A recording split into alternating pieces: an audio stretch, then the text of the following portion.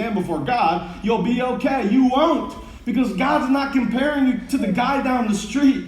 We oftentimes say, well, I'm not as bad as him, I'm not as bad as her, surely I'll get into heaven. He's comparing it to his son Jesus, who is perfect. Can you measure up to his standard? You can, and I can't either. And this man surely can.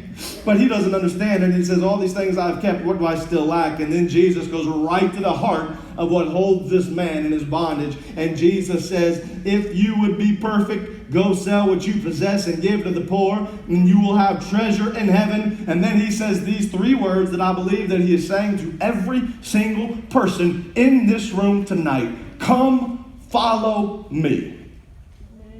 And it's such a beautiful thing, because if you picture it, Jesus is right there in front of a sinful, lost man who is an enemy of the cross, the object of God's wrath because he's been separated from him in his sin. And Jesus still loves him.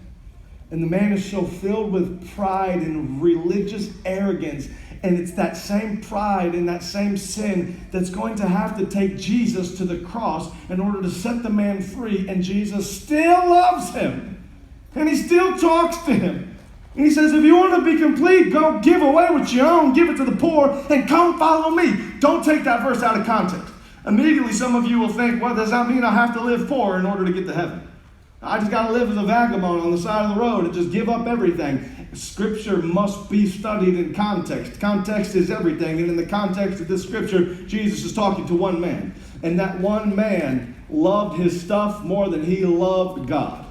And Jesus is saying, for you, I want that thing that's first place in your life. Give that up and follow me. The broad road is filled with things that are first, second, third, fourth, and fifth place in your life.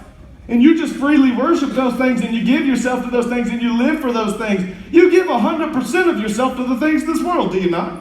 100% of yourself to that addiction. Because addiction won't stop till it has all of you. 100% of you to that needle that you put in your arm. 100% of you to that drink that you drink. 100% of you to that porn and that sex that you keep giving yourself to, that you were never created to live for. And it won't satisfy you. 100% of yourself to that job where you're just looking for that next paycheck and that just increase in your bank account because you think stuff's going to fill you up and money's going to be enough. 100%, 100%, 100%. But the moment that you stand before people and say Jesus wants 100% of you, immediately they push back. 100%, that's an awful lot. But you've already given 100% of yourself to this world.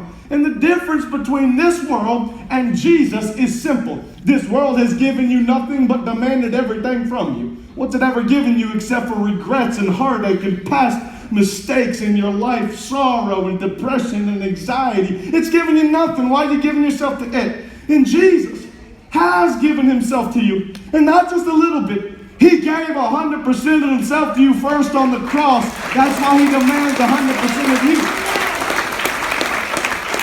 He says, look, I want all of you.